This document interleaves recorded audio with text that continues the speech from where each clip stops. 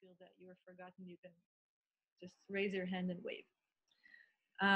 So we have Jacques now, Jacques Servin from the Yes Men, who I'm very happy to be able to host here for this conversation.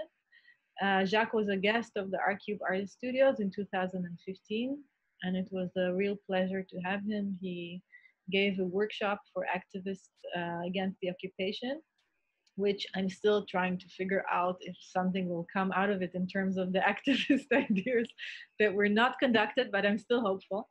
But there were some great ideas there, and we had some nice adventures. And I think that probably some of you know the work of the Esmond very well, and maybe some of you don't know it so much. So we're gonna kind of speak.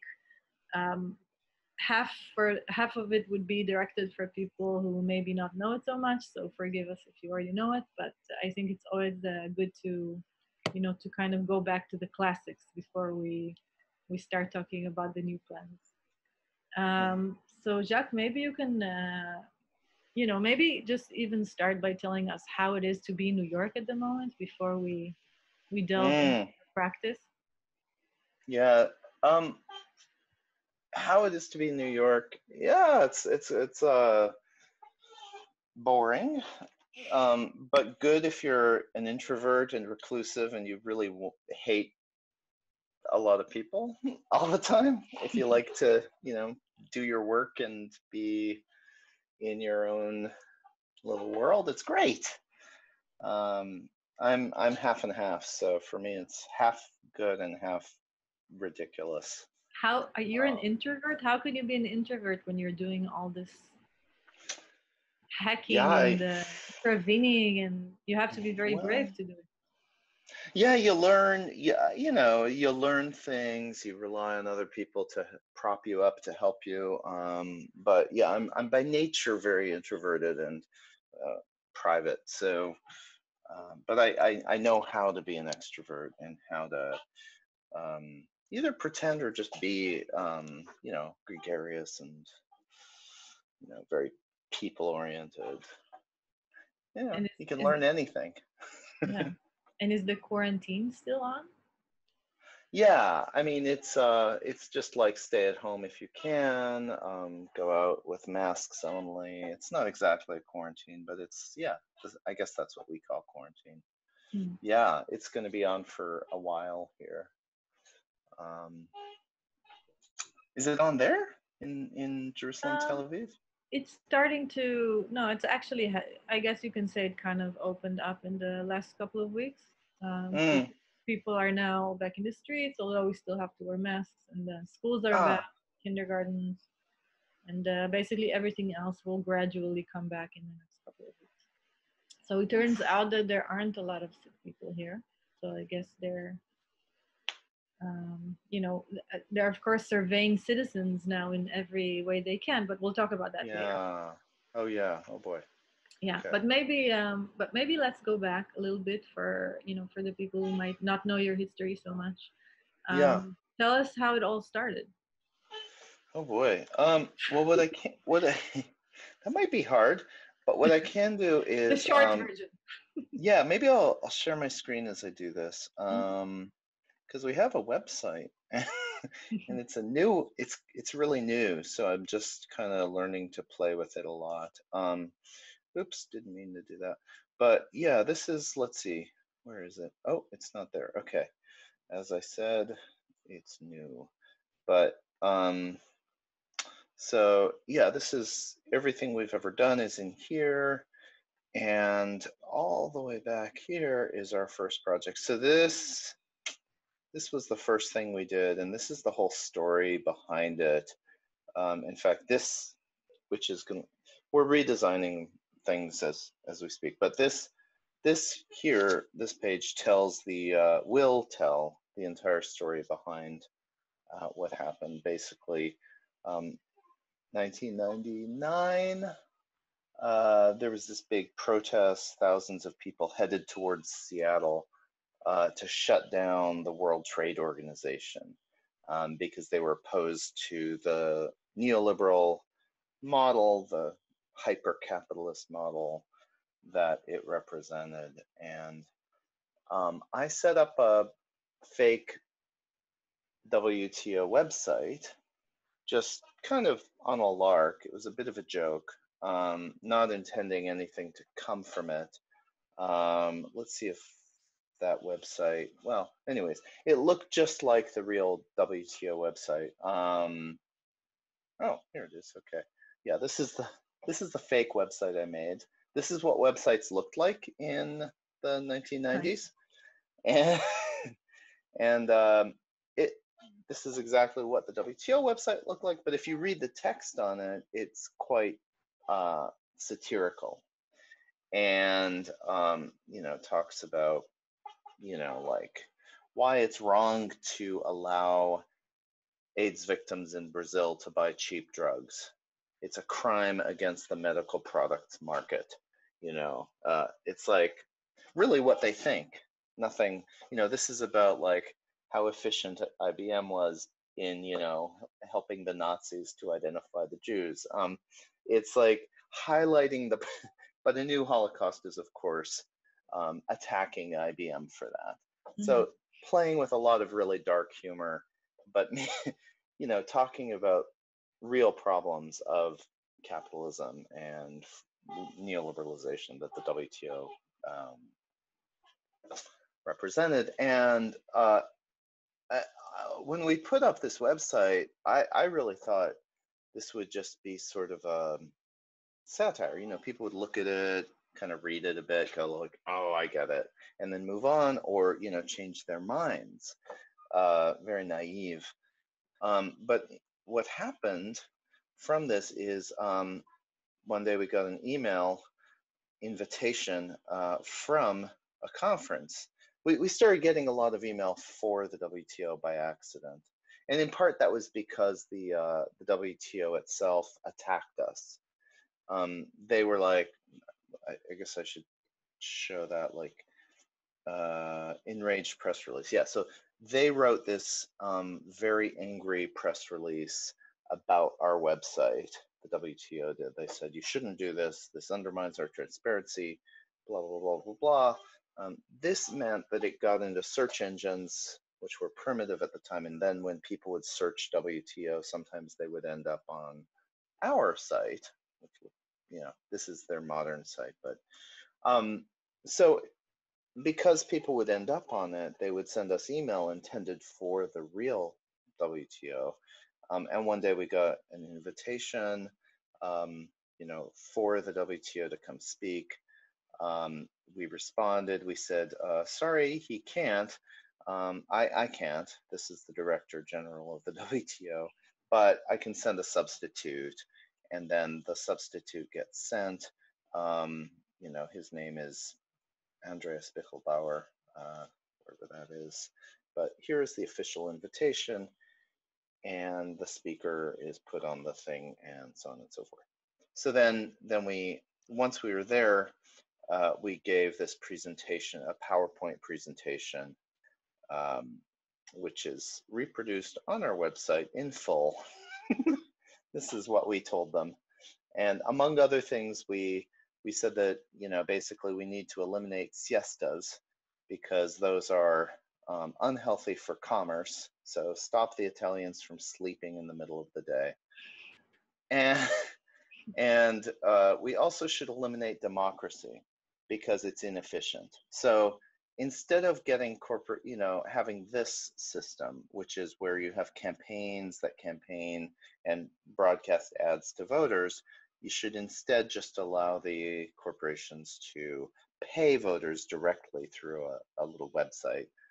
And, showed the website off. And we thought that people would be outraged by this, but they weren't. They were just, they listened, they applauded, and we made a little video of it, which you can see on our website on that same page. There's a whole video, 20-minute video about that experience. And oh, and I guess I'll share this because I'm very proud of it.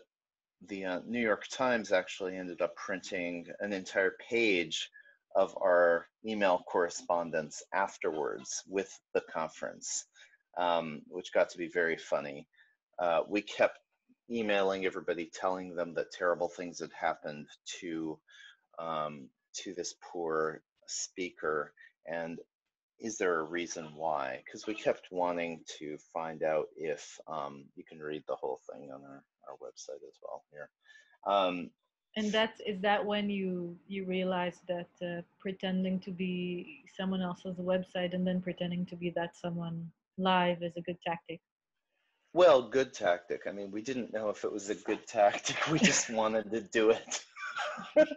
Well, it was fun. You realized it was fun then. We realized it was very fun and weird and maybe something people hadn't done before. And so let's do this because other people haven't done it, and there's clearly something going on here. I mean, what resulted was a lot of press, you know. The benefit of this that we could point to besides having fun was that the press really enjoyed it. And enjoyed it and took it further, but disseminated it basically. Took it a lot further, yeah. So all of these things we've done over the years, and they're, you know, each of them has a lot of press that came out of it. Like this is the most famous thing, where I went on the BBC in front of 300 million people as a representative of Dow Chemical Corporation. Yeah. And I made an announcement on behalf of Dow that, you know, things were going to be different, et cetera, et cetera. Long story, very long story. You can read it all here on our website. Yeah. But yeah, it's like an excuse for press. It gives press an excuse. Maybe I'll show the first video in a bit, but before that, I wanted to ask, I mean, is it right to say, if somebody asked, did you get lawsuits? I know I said I wouldn't look, but I'm too distracted. It's like, but that actually brings me to the next video. But before that, would you say that you kind of move between two tactics? One is to show how things could be much, much worse, like in the example that you just showed us, and to kind of take them to the extreme. And the other one to show that a better world is possible, like to reflect on a certain utopia and then try to. Yeah, that's right. Yeah, those are the two approaches we've had over the years.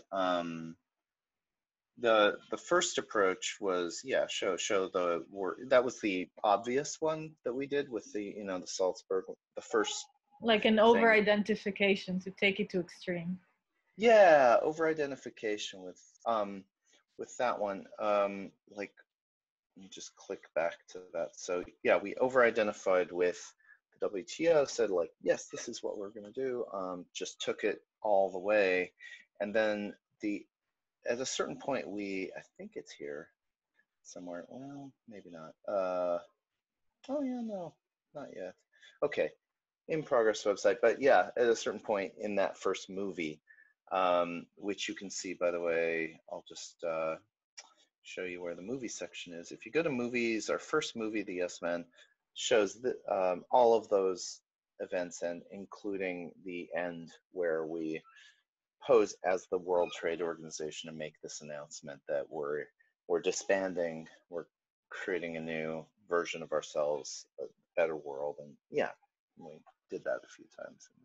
So maybe I'll show the first very short movie, and then that will bring us to answer the question about being sued or not. Okay. Okay, we said desktop. Where is that? Yeah. Sorry, I'm totally talking to myself here. Let me know if you cannot hear it from some of them.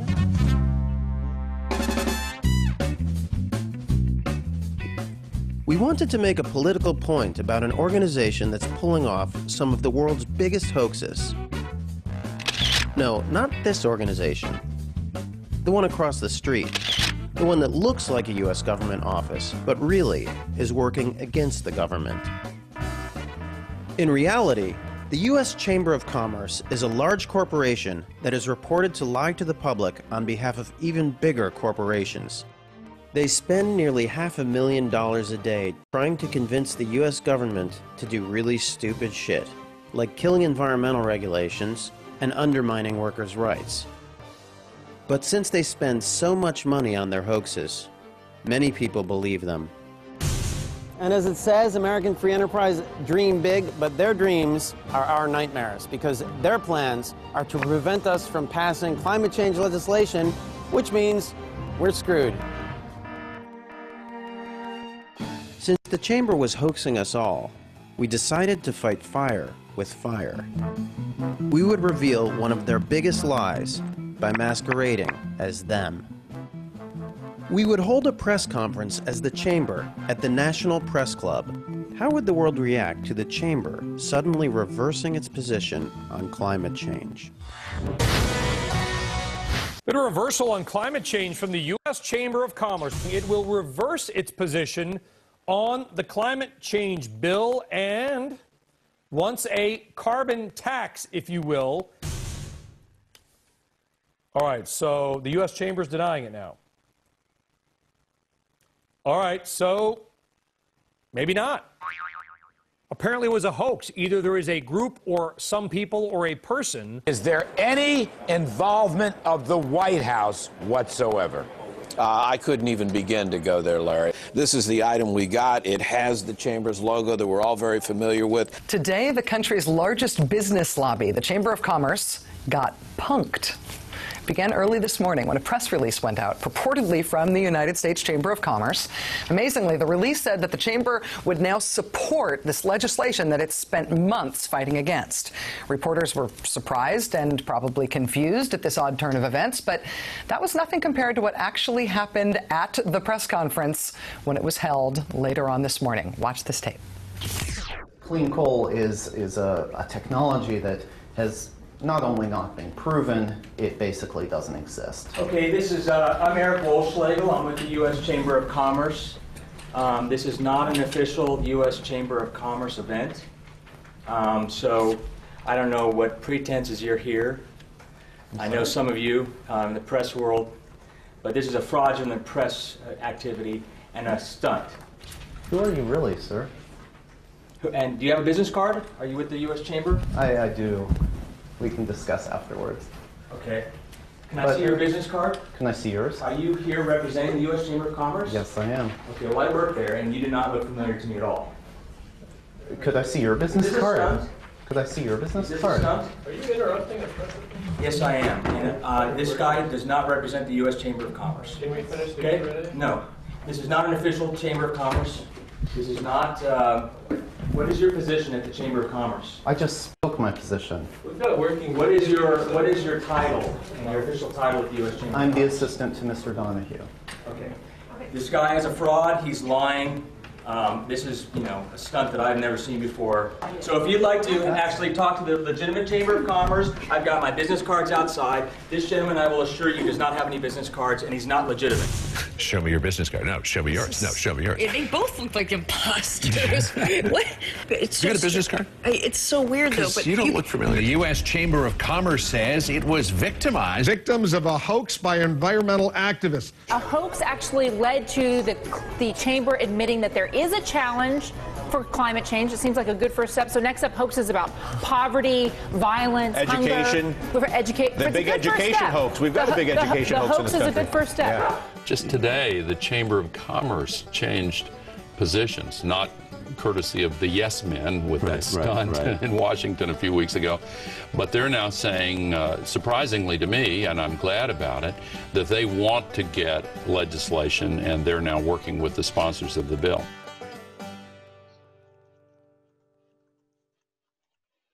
So that was Al Gore at the end saying that it wasn't thanks to the yes men that they changed their opinion, but was it? Yeah. That's right. So yeah, so maybe you can say a little more about that, and also about being sued or not afterwards. Oh yeah. Yeah, I forgot there's another version of that video that goes on and tells about the lawsuit.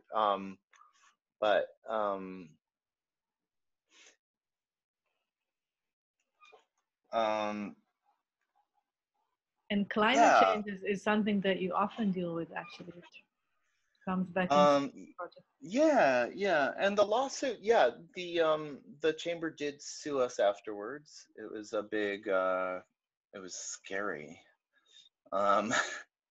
We were scared at first but then we have, we have these volunteer lawyers who defend us, and they got additional volunteer lawyers to come help. And so we had these, a dozen lawyers working on this, and they were all excited about it because it was an important lawsuit. It's like, oh, this, if we win, then that means that other people are protected when they do this sort of thing. And the argument is like, we have no choice. We don't have $500,000 a day to spend on lobbying. This is the way we lobby. We use tricks to get our points across. Or like that guy said, a stunt I've never seen before. Right.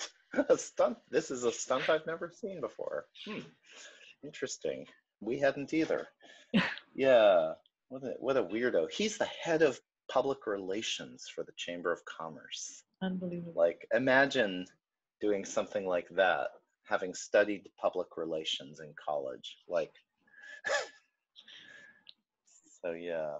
No, they sued us, and it was a big disappointment that 4 years later they dropped the lawsuit just as it was about to start going to trial. We were sad, our lawyers were sad, everybody was sad, but we still drank champagne. And, yeah, because they didn't want the attention. They realized it would be worse for them. Yeah, exactly. And maybe through this subject of climate change, we can talk a little bit about the weird reality that we live in, and maybe because last time I saw you was 5 years ago. Yeah. And, I think probably things changed in your practice even before the corona, but maybe the COVID-19 maybe raises some questions, or is it just reflecting the same things that are already happening anyway? Well, we just try to respond to reality, and we're having ever since the election, so yeah, that was before our election over here, where we got a president who really would love to take us into fascism, full on fascism, like absolutely no problem. He would love it, he would have no qualms abolishing Congress. Perfect. He also has no problem sending thousands of his supporters to their deaths in order to support his reelection. I don't know if you guys are following the Reopen America stuff. He's like trying to get America open as fast as possible because he realizes that if the economy is in terrible shambles the way it is currently, he's not going to be reelected.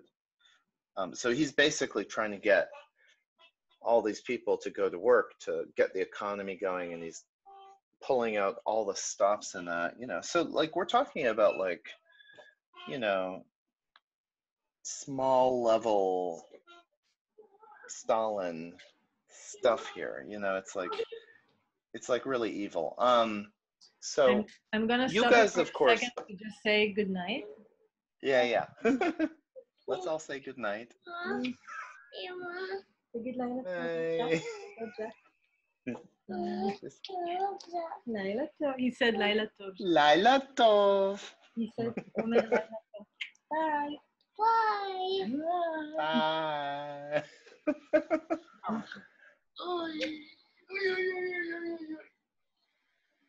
That's hilarious. Sorry, he's attached to his mommy. Yeah, sorry. Yeah. No, so since our election, I went into a big rant, but since our election, I haven't really had any good ideas for what to do. It's like the kind of work that we yes men do depends on having like a basically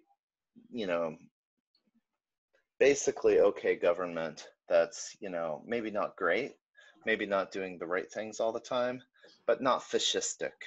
It's like I don't think what we do makes any sense in the political world that we have right now. So we're going back to, and I imagine in your situation with an incredibly horrific occupation, a terrible government, like an ongoing, near fascist government there, like it must be hard to do activism. I'd love to hear about that, like what kind of work you guys have been trying to do or not trying to do, or giving up on or not giving up on. Like, is there anything you can do in your situation? Because like I've been hopeless for the last 4 years here. Do you want done a to lot. do you want to open up for the conversation for questions? Maybe hear a little bit more from the people. Sure. Can we do that, Amos? Yeah, either verbally or by chat. Yeah, whatever works. So let's put you on gallery view. And does anybody want to ask Jacques something or tell him about activist stuff that you're doing or that you have some questions about? If not, we'll continue to speak and then we'll get back to you.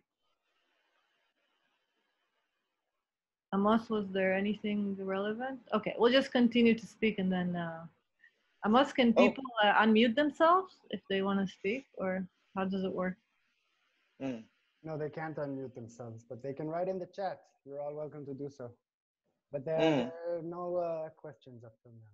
So, okay, no, because Jacques asked if there's any forms of activism that people want to tell him about, or... Yeah, like tell us what you do in a near fascism, where you're occupying a bunch of territory illegally and oppressing on other people, and like somebody wrote that they want you to stay here. Yeah, that's not going to happen. I totally agree. Wrote that maybe he can have something to say about activism in Israel. I'll unmute him for a second. Matan, you ready? And Karen Goldberg also says that she can if you unmute her. Matan, you can talk if you want. About activism in Israel. Do you know anything about it? We have here my teacher and my rabbi, Adas Ofrat, so maybe he can start and share with us first, because I think it will be more, and then I can add later. Adas. No, go for Karen, I think.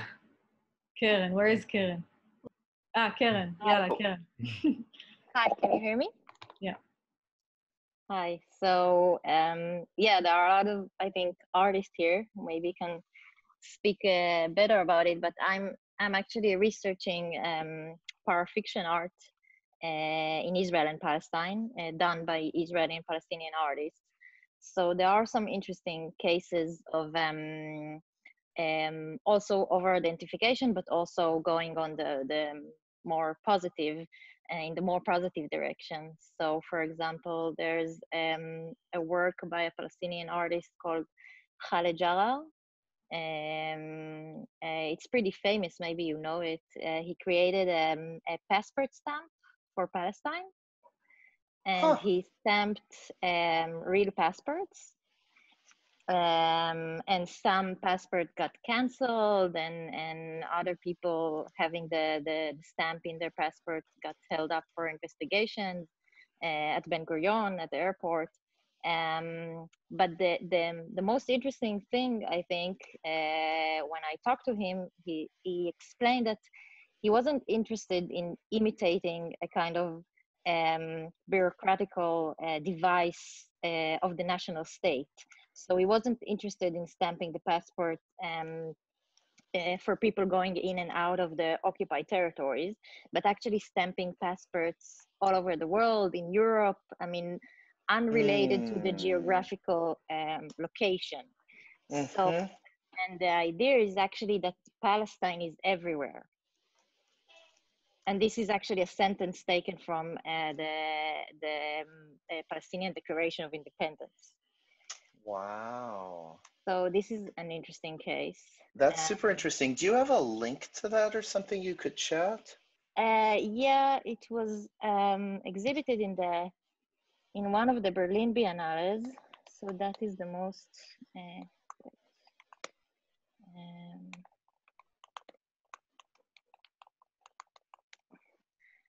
And there are a lot of other interesting cases I can go on about.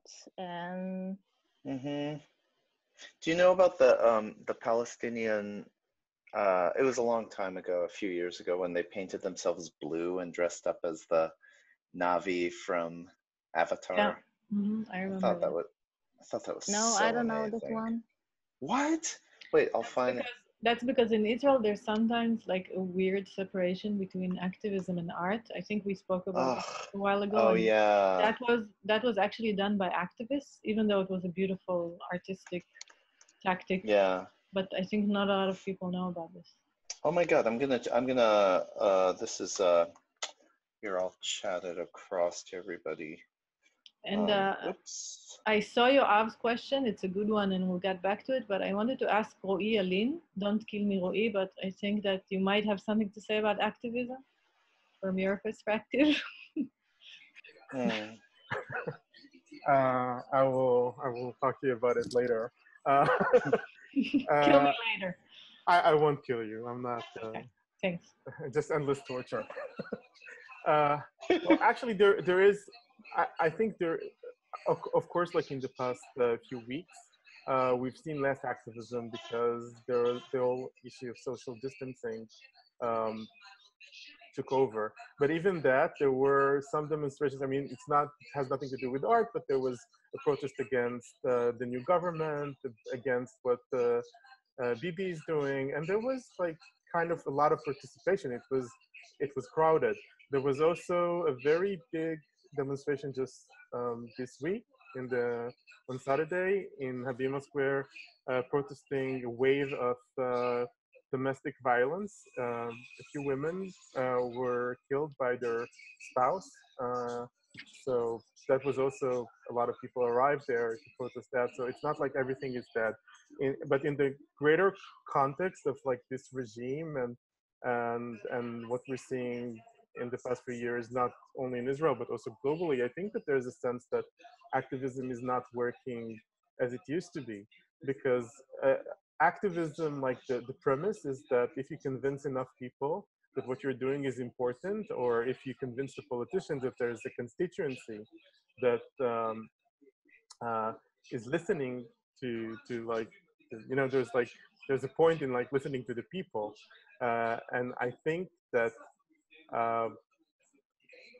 in a lot of ways, what we're seeing in Israel, I can't speak about the entire world, is like there's a sense about around activist circles that there's no point, that it's very disparaging, that you like go to do something on a weekly basis, you go and protest against something, but nothing is going to change because nobody is listening anymore, and it just becomes like white noise. And I hear a lot of my friends that are mainly like protesting the occupation, and their sense is that they're doing it just for their own conscience. It's like a ritual that they're doing in order to feel better about themselves and to know that they tried, but they have like 0% of hope that this is actually going to affect anything else. And I can also speak about like the organization that I work for, which is B'Tselem.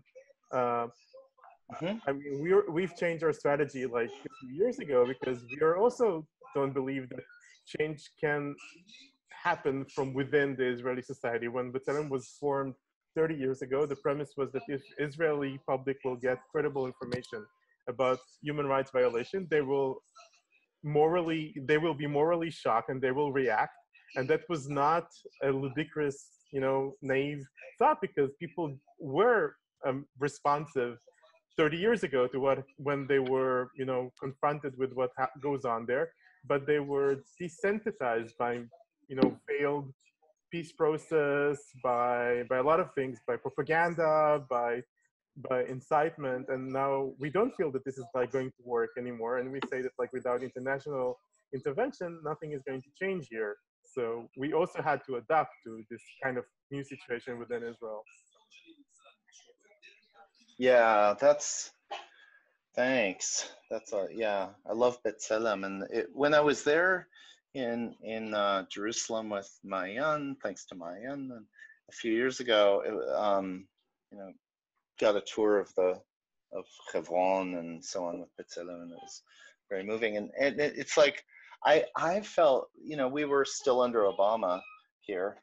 And when I came to Israel, like, you all seemed so depressed, and like, there was that attitude of like, yeah, why do anything, and what good is it? And And I was like, come on, do something. And and now I know what it's like to have a government that, is hopeless, and there's, change looks just like, no, it's not going to happen until, we get rid of this government and make a new government. And that might happen, touch wood. Here it might happen sooner than in Israel.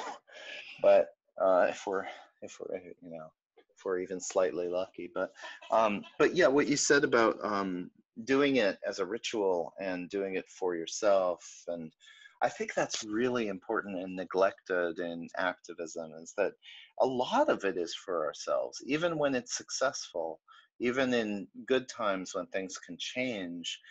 We do it because we think, it'll make a difference, and it'll, make people change their minds and expose things, but it's still for ourselves, and it's still really important to do it for ourselves and for other people like us, and for people who think like us in the society. And, to keep in mind that this might not change anything right now or ever, but it is important to keep people who share these ideas going and doing things.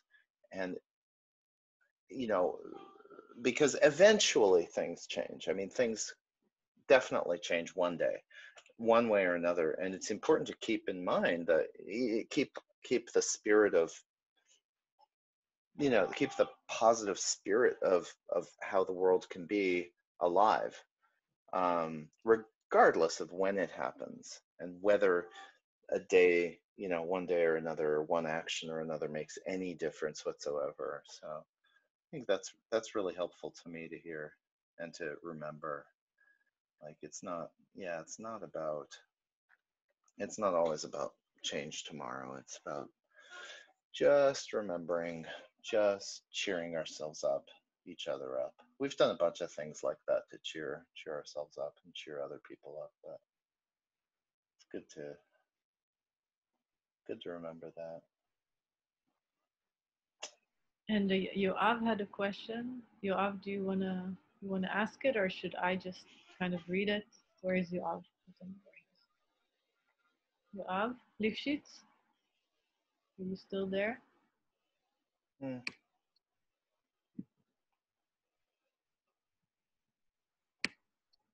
Maybe Gabi wants to talk. Okay. Gabi and Matan. Okay, and we'll start with Matan. All right. Hey again. Hey. It's a pleasure to be here. My name is Pinkas. I am the Iranian ambassador in Jerusalem. Oh, welcome. Yeah, we established this project 5 years ago as an exhibition, and I will talk about it in a few seconds. But first, I want to thank you, because in the last 7 years, in every lecture that I give about social art, I'm showing at least 3 examples of your beautiful art, like this golden suit. Okay, you know what I'm talking about? There is kids here, so I'll stop here. And the Dow case, and another one that I forget. So thank you for helping me to earn money. And yeah, like this project, you talked about changing maybe the government and our depression. Yeah, depression. So in this case of the UN embassy, we understood that we don't need to wait for governments to change things. And we didn't start with the Palestinian embassy because it's too close and we have too many fails, let's say, that we try to do something and it's failed again and again. And if we establish the Palestinian embassy, in the first second, everyone will say that we are left wings and judge us, like put us in boxes. Mm-hmm. And, what I'm trying now to do, like after 5 years of lots of actions with this project, is to think about Yuval Noah Harari, if you know him, like talking about that he's a historian. How do you say that in English? Historian? Historian, yeah, okay. So he's speaking about the history of human minds and also about the future. From learning the history, and he's saying that society developed when we have a bigger vision than we have right now. So this embassy of the Iranian people brought us to think about the embassy of the people as a global networking that working together, and we want to do like a global exhibition that's called Embassy of the People, and show lots of social artists around the world. And I'm sharing it because I think that you need to lead it.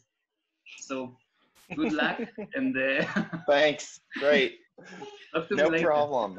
But if I can put it in a question, like I want to hear your vision about us as artists, or maybe activists or social artists, and what we can do that is a bigger thing than us. But if it's a hard question, I have another different and much more difficult question. So more difficult than that? Oh no. I love this project. It's hilarious. So I see you've made fake videos or fake news videos, and there is lots of real news that even like El Fura, the third biggest Arabic news like channel, called me when was election in Iran, and asked me as the ambassador in Jerusalem what I think about the election in Iran. And this is just one example of how reality can be even more hilarious than reality. That's so brilliant. It's amazing. I mean, this is great. Like, yeah, it seems like this is, I mean, it's an obvious thing to do. It's a good idea. It's a funny idea, and you put it up and it just does whatever it does, and you create new things as you go along. This makes such good intuitive sense to me as a kind of thing to do. And maybe to generalize from this, it's like, you know, I love it because it's like, I imagine being in your head when you had the idea, like, oh, they're talking a lot about the American embassy or this embassy or that. What if there were an Iranian embassy? Oh my God, let's make an Iranian embassy. And then suddenly there's an Iranian embassy. And then you have to make videos about it and graphics, and it just goes from there. And you suddenly have this weird thing that's making a statement and getting a very serious message out there in this weird, funny way. And it feels like that's the way I work. Like, you know, just think like, okay, what is really annoying me right now, and what could I do, and just take the first step and then see where it goes.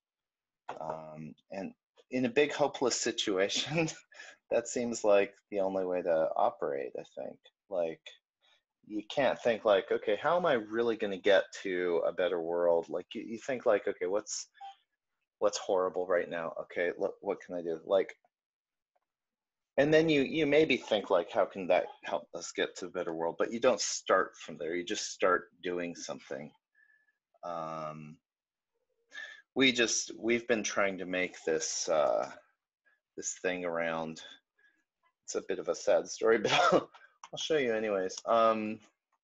So, you know, like a few weeks ago, we thought, what's the most ridiculous thing we could ever do, you know, against Trump? How could we ridicule him? And it's very, very, very, very difficult to ridicule Trump, obviously, because he's so profoundly ridiculous, and every single thing he does is so. But we thought, well, this is surely going to infuriate everybody. Doctors for Opening America. So it's like, you know, And then we have a quote signed by Donald Trump on the side, you know, many doctors have said they want to reopen America. Obviously, that's ridiculous, right? That's impossible. So it's like, just help me get this word out, speak, and I'm going to amplify your voice. So there's a button where you can click and choose a beautiful image and add, you know, add some words like whatever it is, and then you share it, and it gives you the option to share it on Facebook and so on. So we thought, well, this is going to work really well. People are going to, you know, make a bunch of hilarious things. And so these we created, you know, and then, you know, we thought, well, people are going to fill it up with things like this. Undertakers say it's time to open up. You might die alone, but at least you have a job. God, so people did start making these, you know, they're funny, but it's not ridiculous enough, because it turns out that he's actually now saying exactly this, like this is just cut up. So it's like, okay, we tried something. Doesn't always work. I think the Iranian embassy in Jerusalem is more unlikely than anything else, and it's a better direction. Like, we tried to go in the bad direction, like maybe we need to, I don't know. But I think that maybe leads back to Yoav's question, who could not unmute himself, but now he can, because he wanted to ask about the right-wing tactics, that basically how the right wing adopts your tactics now. So maybe Yoav, can you speak now? I unmuted you. Yes, can you hear me? Yeah. Yeah. Okay, so basically, and you already kind of responded to it when you talked about Trump, but in today's world, the online alt-right and also not online basically perfected the same tactics that you and other culture jammers used in the 90s, and they do it better than the left today, because the left can't meme, I guess. And how can you sort of, from an activist point of view, how can you win this culture war? Because ridiculing them won't work. As Trump case, this is the best example for it. And everything you think about and you claim that it's radical, they will say it with straight face and not as a joke. So maybe do you have any thoughts about other tactics that more, I guess, relevant for today's world? Well, I wish I did. Then I wouldn't be asking a question right now of you guys. But, you know, first of all, they have not stolen our tactics. We stole their tactics, like, you know, the kind of fake websites, the press releases, the whole fake stuff, we stole from them at the beginning. Like, that's a very common right-wing thing from a long time ago. It's called public relations industry. It's like billions and billions of dollars spent on fake press releases and fake video and fake websites, advertising products, advertising candidates, advertising realities that aren't true.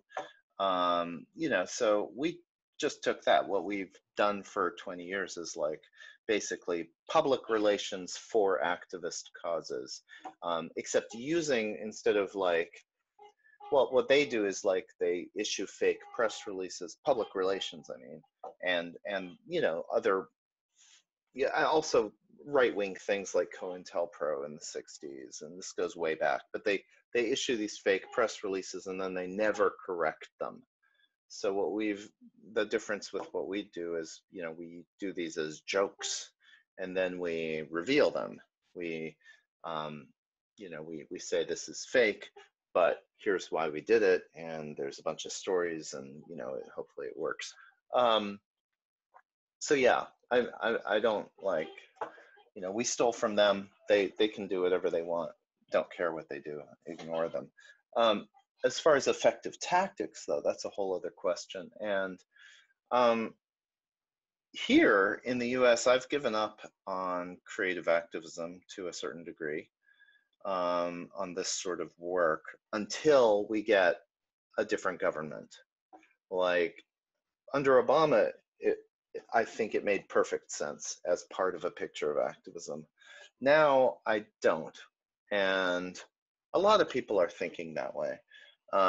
You know, what we need to do now is, you know, fucking get this government out. And we can also, if we can't do that at the national level, we can make big changes at the local level quite easily. Like, it's actually easy to get local officials out of office and get really good officials in office in their place. It's actually very easy. You can even be one of those officials quite easily, especially in a country the size of Israel. I imagine it's even easier than here.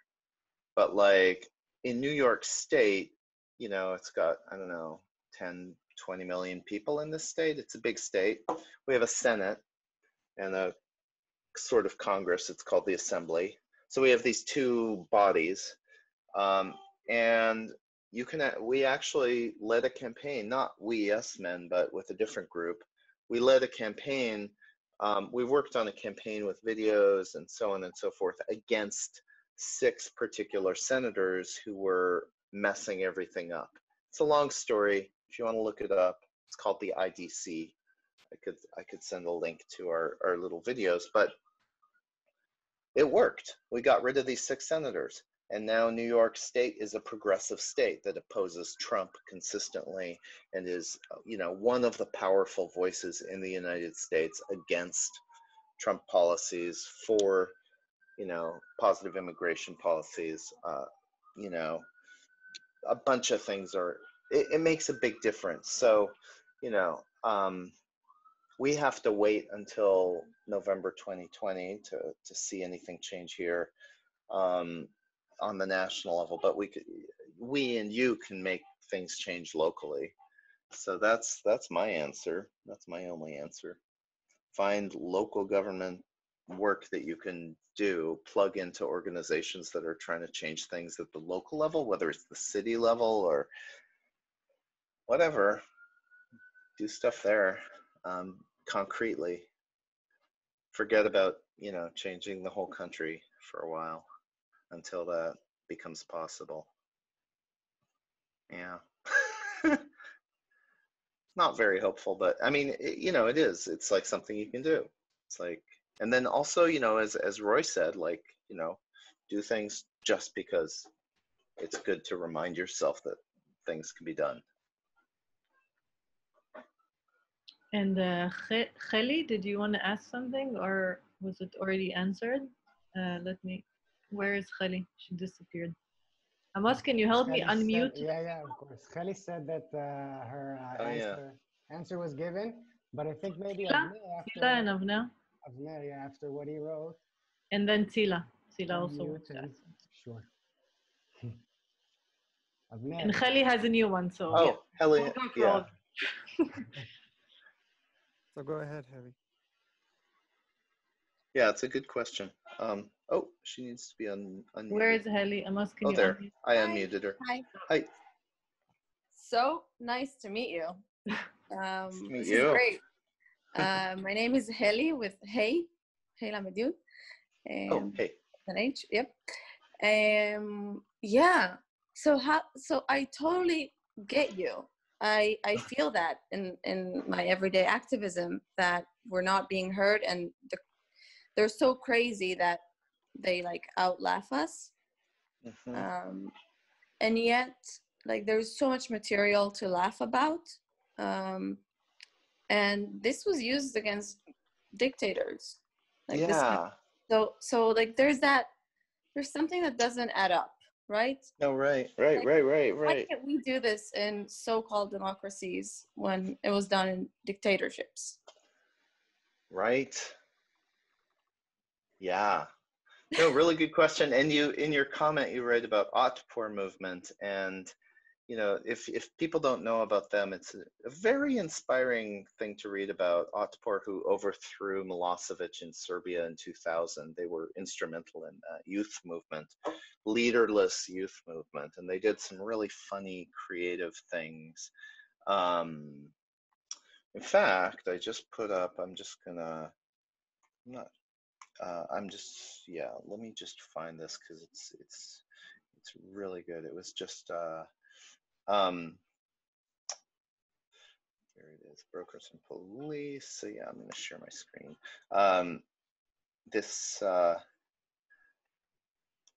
So this action we did, the story behind here is how it happened. I could show this film excerpt if you guys want. It's let me see if I can. Okay, stop share. I have to share with the sound. Oh, okay, it's done. So yeah, this is a little piece. It'll explain what I'm talking about. But this was inspired by Otpor. I gotta pay bank fees like you, and I see corporations getting money handed to them, and the CEO is making $5-6 million after they took money to bail them out. That pisses me off too, man. Come on. Since even the cops are fed up, maybe they should join a protest. Hey, are you using those pizza boxes to sleep on, or oh, okay. We want to make signs. You want to? Oh, now you can take them. Yeah? You're done with sleeping. Oh, okay. Huddle, everybody. Huddle. Okay, huddle. All right, so this is the deal. We are going on a brokers' march. We try to get police to go with us. We're doing a direct action! That is highly risky! And arrestable!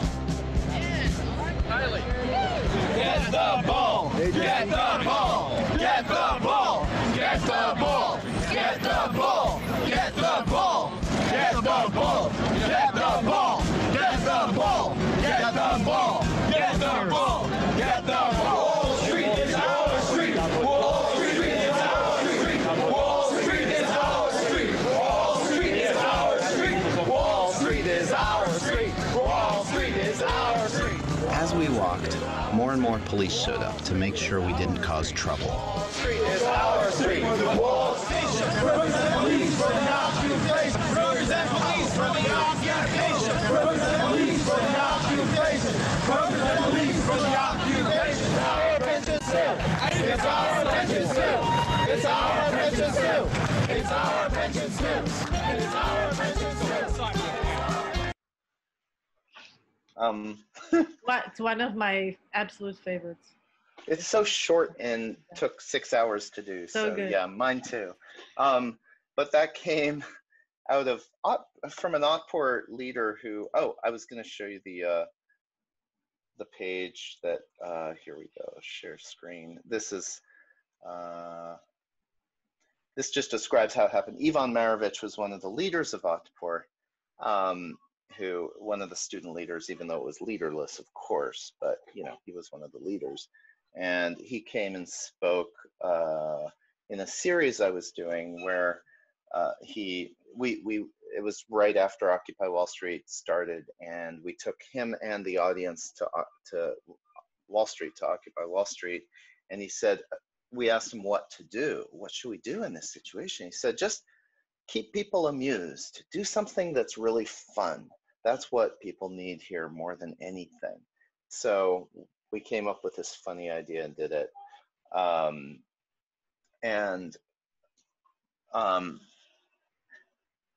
It's what they did a lot of. They just were this, movement of young, leaderless, mostly students who just did fun things, and they did a zillion actions like that. They used humor to make fun of the regime, to undermine the regime. The difference between that and what we're dealing with in the US right now is that I think, or in Israel, is there's not yet, my sense is there's not yet an understanding by a group of energetic young people that what we're dealing with is, a quasi-dictatorship or a quasi almost fascism, or it's, there's a borderline. In Serbia, it was very clear, this asshole Milosevic had started a bunch of wars against, neighboring countries in a place that had just been a very peaceful place with very progressive values, and suddenly you have this dictator who's you know, engineers the split apart of Yugoslavia. There's a lot of people who get it. And there's a lot of young people who all they need is a little hint. And, you know, it's like, I mean, the way it spread like wildfire was they went out one night and put up signs that said, "He's finished," in Serbian, and, you know, with a fist or some symbol, and everybody understood, like, oh, he can be done. And then they, you know, it's just a little different. It's different situations slightly. You can't do the same thing everywhere. With Occupy Wall Street, we had that sense that maybe everything can change. Thousands of people had that sense. Maybe everything can change. You need, you know, for something like this to be potentially effective, you need this societal feeling or communal or a widespread feeling that maybe everything can change. And we don't have that in the US. You don't have it in Israel. So other tactics are needed. And for me, like, it's clear right now, humor is less important than hardcore politics. Just like getting people out of office, getting people into, trying to make any change there is, you know. So, oh, and Avner wrote, yeah, it's quite obvious to a large group of voters that democracy is under a huge attack and in immediate clear danger. So maybe there is a role for this kind of thing there.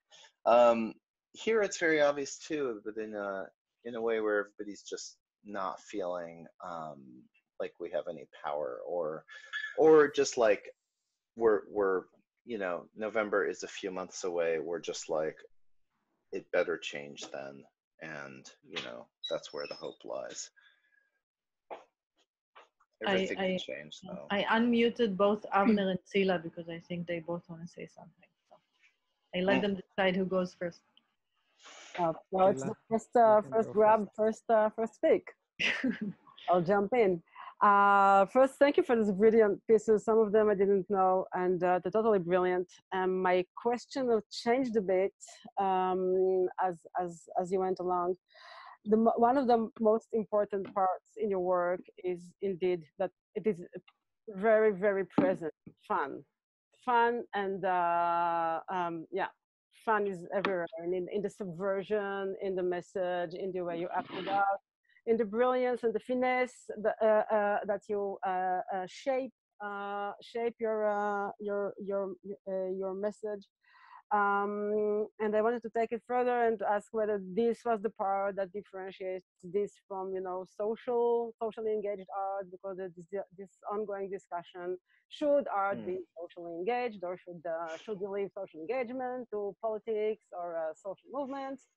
And I think you're really walking a fine line between those two, and yeah, I mean, socially engaged art, it just feels to me like, why use the word art there? Like, just if you want to be socially engaged, if you want to engage with society and change things, why do you even use the word art? Like, art, the problem with the word art, at least in the US context, is that it's you know, it's about galleries, it's about museums. It's like there's you go to art school, there's like people who teach art. It's like a thing, it's a world that has nothing to do with activism.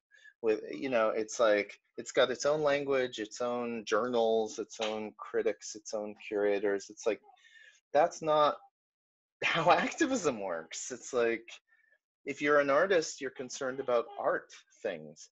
If you're an activist, you're concerned about activists changing the world things.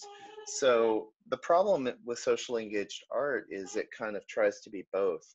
And so people like, I have an art practice that's about changing things. Well, why do you call it art then? Like, just do the changing thing. I get it, you need money, okay, fine. And we, you know, the Yes Men, and in our now it's been 23 years that we've been working together, we've gotten art grants. We got Guggenheim, big art grants before, when, you know, there aren't very many of them, so we got a few and that's it. But, and we never told the art funders that we weren't artists, but we never, ever used the word in public. We never, ever said on our websites or in our speeches or anything, we are artists. No, it's like completely irrelevant to us. We never tried to get into art, like into galleries, or it would happen sometimes. We were actually in the Whitney Biennial once, but we didn't ask. We didn't really ask to, no, we didn't ask to be. It's like somebody who was a friend of one of us was on the panel and was like proposing, and everybody said, oh, this is great, and put us in the Whitney Biennial. And we were happy to be there, and we fucked with it a little bit. But, you know, it didn't matter. It's like, we don't care. We didn't, it's not a big target like the art world for us. And so we just kind of did stuff, and, you know, it was distracting mainly. I just think like to ignore it is the best thing if you're, yeah. Yeah, but if you know, if you're still funding your amazing actions with art grants, it is not anymore. Okay. Not now. Okay, so yeah. Now we're getting a grant from we're basically partnering with the Bertha Foundation, which is a foundation that, you know, they finance like human rights lawyers and activists, and they used to fund movies. Now they're moving more into what they call storytelling. So we kind of fit into the storytelling, and we work with the activists. So there's no art in it. It's like, it's a foundation. We're lucky to have them. For a while, we were funded by universities. We taught at universities, and so our funding, we got private foundation money, some, you know, movie money along the way. We were happy to take the art money along, you know, at first, but we never, ever used the word artist because it kind of distracted us from what we were trying to do, or would have. Karen wants to say. Sorry, I just want to add one last comment. I'm sorry. You're saying how it is impossible for you to do these actions anymore because Donald Trump was ahead of you in the game. So in a sense, it's some sort of poetic justice because he is reclaiming what originally you took from him.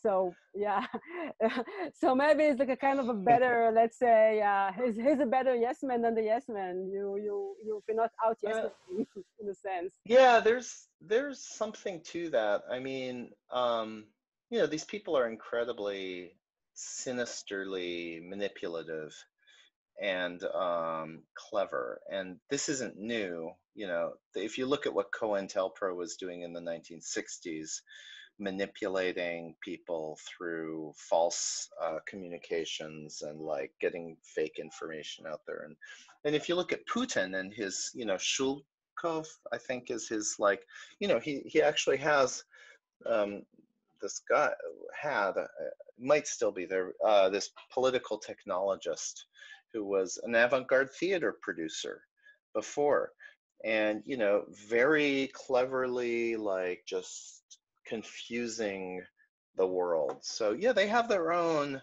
very clever stuff going on. It's completely different from what we do, like, you know, so we try to do what we do against them. It doesn't work. It's not because they're doing what we do at all. It's a very different thing, thank God. But yeah, it seems like this doesn't work very well right now. And it doesn't work, and what we need is really actually hard work, and not art either, not art, not creative activism, but like actually hardcore political work of one sort or another. Yeah, or just keeping ourselves amused. That's also fine, you know, as long as we recognize that that's what it is, and don't think it's important beyond that. Karen, you wanted to say something? Just to give you some context, Karen is kind of an expert on your work, and I actually sometimes use her text to teach about your work because it's so nice. Oh dear, I would like that text so that I can teach about my work. Is it in English? No, it's in Hebrew, right? It's in Hebrew. I have one in English about power fiction art in Israel. Let's so send it. I'd love to read that. Yeah, I'd love to see that. Thanks. Thanks. So yeah, I'm not at all an expert, but I just wanted to say something about the problematics around art and activism, and what I think is unique about your work and Pinkas Iranian embassy and the passport stamp I spoke about earlier, and what is special about it and makes it different than socially engaged art is, and also from other kinds of activism, is that other than fun, there is also a very central element of creating this kind of image and this kind of illusion. I mean, there's always an element of confusion. I mean, with people who are experiencing your acts as bystanders. So, and I think that this is a very, very basic thing in making art, creating images and basically using illusions. Illusions, not in the mean of cognitive illusions, but rather as illusionism, as confusing the situation and making people stop and think what is real and what is an image. So, and I think that maybe this kind of work, it has its own importance in resisting today's regimes. And that's why I think it's art. It can be considered and thought about as art, and more than socially engaged art and more than other kinds of activism. Yeah. Well, there's certainly a theoretical connection between any form of creative activism or whatever and art. And yeah, I mean, you could say like painting a thing is trying to change the world. Also, it is kind of, you know, like you become an artist because you're not happy with the world as it is, and there's something else you want to extend it into. But, you know, I'm just talking about the effectiveness and what actually makes a difference. And maybe culturally it matters if people go to galleries and stuff. But I think I mean, like the illusion thing, like invisible theater, you know, this like, I've known very little about it until recently, but it's this whole tradition of amazing like public art spectacles that are illusions, and they can be used in an activist way, in this really interesting way. Like you can create a spectacle and people think it's real, and then react to it, and then, you know, yeah, it operates in a very similar way to satire or fake things. It's like it really jars you out of it, you know, whoever's there, and then if you videotape it and spread it, it's like you can have that same sort of experience. And there's some really good popular examples of that. But yeah, I think the basic idea of like jarring people out of where they are is really can be powerful and political. It's just I guess I get obnoxious about art because the self-definition as an artist can get in the way of being effective. Like you can do exactly the same things as an artist would, but self-defining as an artist can, I've seen it, limit people quite a bit in what they do. In Occupy Wall Street, actually, which is, you know, like 10-minute bike ride from my house, when it was happening, I would go there a lot, and there was a group of artists, and they were like, we want to, you know, art was really important to Occupy Wall Street. It came out of like there was a gallery nearby that helped actually build it. But this group of artists, they were like, we're going to do art, and it's our art that, you know, we're going to be doing, and it's going to be in this context. And then we'd say like, okay, let's take over the streets and do something public that, you know, gets it more out there. And they said, oh no, my art is about this or that. And it was like the most obvious thing to do with it was not possible because it was not within their definition of art. And that sort of limitation is really silly. It's like, and it's about ego. It's about self-defining. Like, I am this thing called an artist, and that's really important to me. And it's like, as long as you're trapped in that little definition, it's going to impinge how effective you are, I think. That's. Avnel, would you like to say something? Yes, it's not at all what I was going to ask a couple of times before. Much I earlier. changed my question a couple of times. But now I wanted to ask regarding what you said about action on the local level.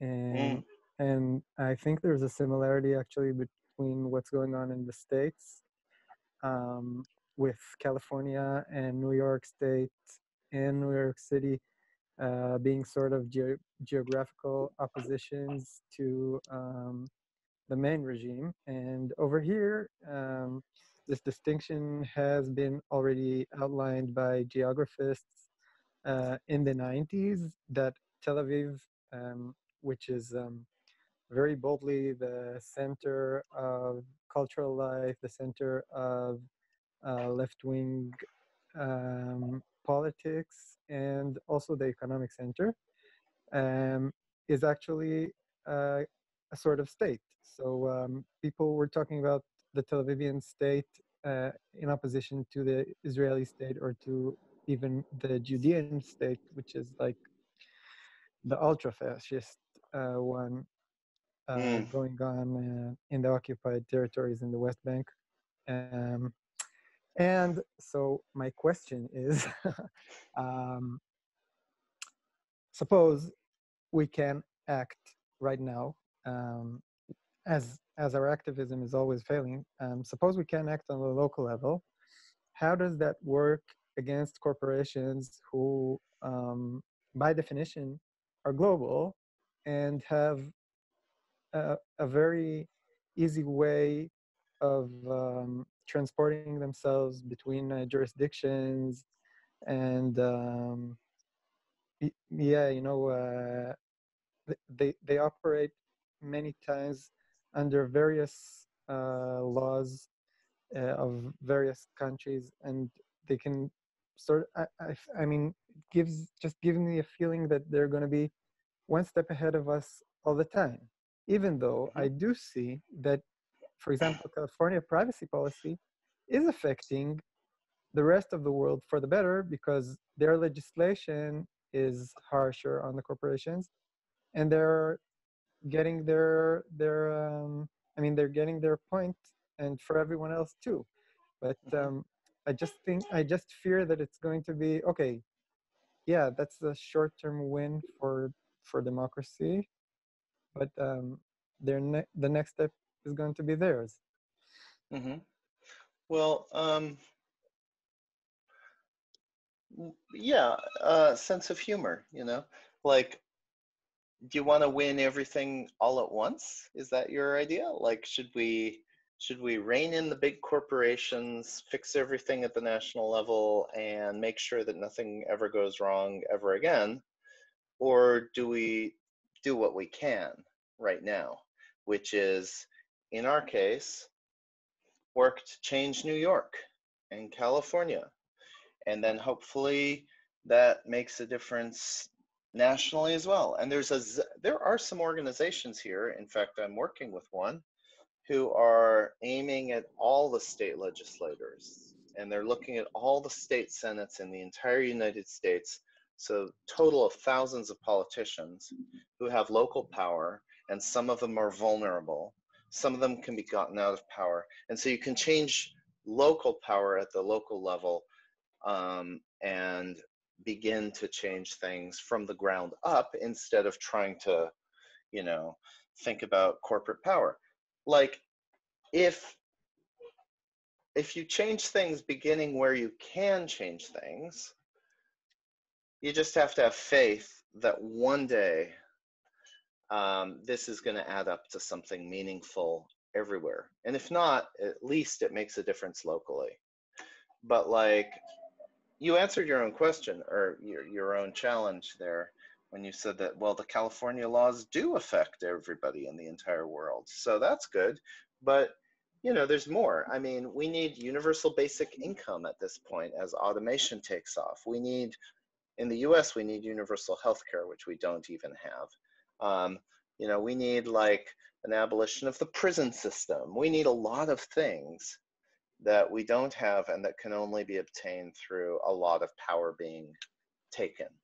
And, you know, coronavirus weirdly is possibly going to help us, because it's really obvious now that we need universal health care, and we probably need a basic income. And some places in Europe are talking about temporary basic incomes, and they're talking about, and then within that, within the dialogue about temporary basic incomes, there's a dialogue about permanent basic incomes, where you just get paid to be alive. And, you know, these are really good ideas that can happen, and we don't always know exactly how they're going to happen. But, you know, starting where you can start is I think the only sane thing to do. Yeah, I mean, I think it's a great, yeah, just one thing that's, except of the problem of corporations moving swiftly between Delaware seat or whatever, California seat, there's the thing that here, at least, Tel Aviv is not managing to leverage its cultural capital and its economic capital power against the government, even though Tel Aviv, I mean, it's driving most of the GDP, and but it's not managing to set policy. I don't know the situation there, so I can't say, but you know, maybe Tel Aviv and Haifa together. I think we need to end soon, but I know that there were two questions, so maybe if one of them was Gabi, I think, and the other was Augustine. So maybe if you can either make them short and sweet, or maybe one of you, Gabi. I can give up. I'm fine. I think it's a very nice what I heard. I only want to mention one group that I find very interesting. It's forensic architecture activity. I think they are not exactly opening on the, I think what they contribute is hard evidence. And I noticed already that the news agencies quote them and quote their research. And suddenly they're also credible in terms of what they deliver. And that, I think, it's a huge achievement, because I think this is a really hard work of, you know, sitting and really investigating thoroughly a case and representing it in a way that maybe the state will not represent it, or you know, the agency involved. And I think that's, I really appreciate what they do. Oh, that's cool. With all this limited, as I know, I mean, ages ago, I don't want to talk about what I'd done when I was very young in terms of some activities, or, you know, which is another, it will take a longer time. I don't want to take time off from anybody else. But I think forensic architecture, and then also these protests that were in London, that put London into a total standstill during the summer, for and, you know, like occupying Wall Street. I mean, there were just thousands of very nice, friendly hippies, you know, taking over the city of London in a very polite way, with a lot of music, and you know, and put London into a standstill in a very, and that was another kind of a glimpse of hope. Of course, Brexit later on, the whole thing vanished. Yeah. No, I remember that. By the way, this these references to forensic architecture and the Iranian embassy. If anybody wants to, you can.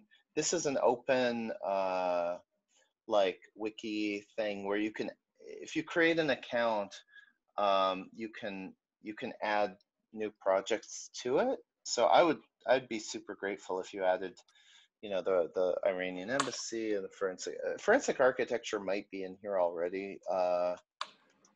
Architecture, but oh, well, yeah, they mentioned a thing that they were related to, but yeah, I mean, you could add that. I think one, yeah, if I may say, I think also Banksy Hotel in Bethlehem. Yeah, that was amazing. Another amazing project, I think. I do remember that. I wonder if there's, I'm sure there's a bit of that in here. Banksy in Brooklyn, Banksy here, Banksy there. So much Banksy. Because I differentiate as you do between activism that can be not a non-artistic activism, which I appreciate, and I very much appreciate people that can have the time and the effort to do it. Being an artist in my soul, I'm only interested in original ideas. And when I see an original ideas in this realm of rebellion or, you know, I appreciate it, I like it. I myself, I think I feel myself, you know, incapable today. Yeah, here's this project, by the way, Actipedia, that I'm sharing. There's a section in it called, well, it should be called Most Effective, but currently it's called Staff Picks for some reason. But these are the most effective. Like some of them are on the border of art and activism, but they all achieve something very concrete. So like we have Sneaking the Jews Out of Denmark as one of them, but you know, then there's also like, you know, more obvious art projects. I can't quite reach down there to click the next button because of this other thing. Oh yeah, there. But there's a bunch of, you know, projects that are, well, some of them are, yeah, anyways, you can play around there, and yeah, anybody who wants to add anything, that would be. So maybe we can just end with a question by Augustine, also because he just made Aliyah and he's quarantined somewhere out there in Israel. He came from Argentina. Augustine, I think he has a nice question to end with, so maybe go ahead. Okay. I am. Thank you. Hi. It's a pleasure to talk with you. I wanted to say something first about your conversation, but I won't because we are ending. I just wanted to ask you more. I know a lot about your work, but I didn't know about you visiting Israel. And I wanted to ask you about that, especially because of how did you feel not being a local here? Like if you feel... I haven't been outside of quarantine so far here in Israel, but I have this idea of people here being very hopeless, and this idea of being not a local and perhaps adding something different for that. Did you feel in some way it was some sort of advantage of not being from Israel when you were here, or something like that? Definitely. Oh my God, yeah. I had so many interests. It was so fascinating. I'm sure Maayan and Liha can add to that, but I was really impressed with everything. And everything seemed very simple to me. Like I was like, you know, settlers there, this there, you know, it's like my mind just made order out of this whole thing. And you know, then I would talk about it and people would look at me like I was completely crazy because this was a very complicated situation that just seemed very simple to me. And like, obviously you fix it this way and that way. And, but yeah, it was like, there was an adjustment period where, yeah, my optimism and my feeling of enthusiasm and clarity had to be tempered a little bit, but it's neat. You know, I still think it's a really simple situation that could be fixed just like that. It's just, it needs some other, like one of the problems with the depression was that, with the overall societal depression, was that there wasn't, like Maayan mentioned at first, we did a workshop, and it was like for the first hour I spoke and we had this conversation kind of like this, except in person, about activism and what can be changed and what's wrong. And you know, and that was preparing for a brainstorm. And in the talk part, it became a yelling match. Like people were just like, you can't do that. No, that's bullshit. That's like, there's no way to change that. There's no, you know, and I thought, oh, this is hopeless. This is going to be terrible. You know, we just kept we did going, warn and you.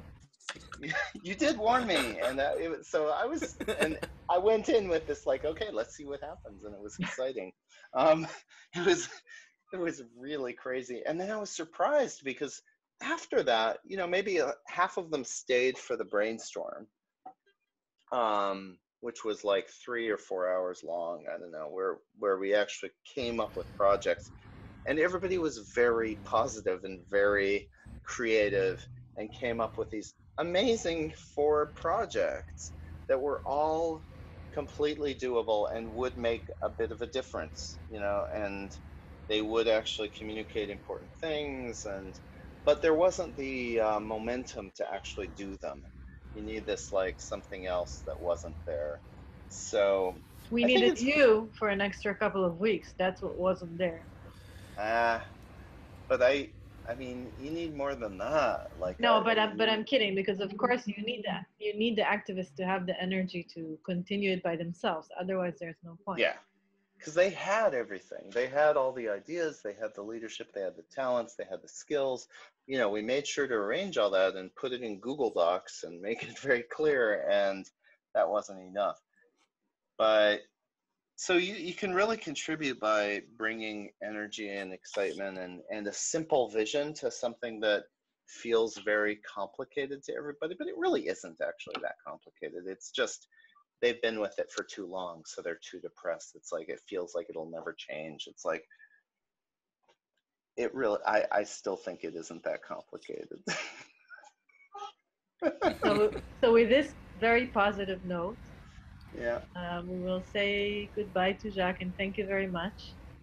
Thank you. And we hope to see you again physically and up close very soon. Yeah, me too. Good. Bye. Keep Thank fighting. you, everybody. Thank you. All right. Bye. Good luck. Bye. Thank you. Thank you very much. Thank you. Thank you. Bye. Good night.